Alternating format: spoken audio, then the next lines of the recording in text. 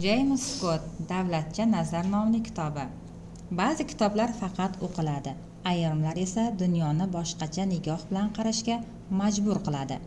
Amerikalik siyosatshunos va antropolog Jeyms Skottning asari o'zbekcha tarjimasida ko'pincha davlatcha nazar yoki davlat nigohi bilan qarash deb ataladi.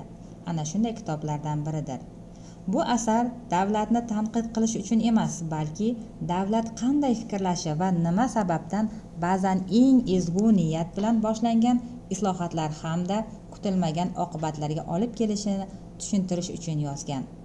Jeyms Skottning fikricha, har qanday davlat mamlakatni boshqarish uchun jamiyatni o'qiladigan holatda keltirishga harakat qiladi, ya'ni murakkab ijtimoiy hayotni soddalashtiradi.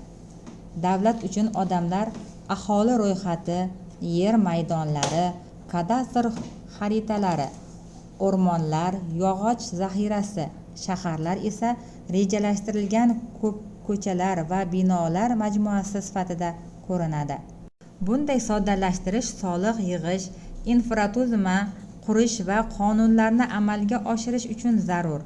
Ammo muammo shundaki, hayot qog'ozdagi chizmadan ancha murakkab.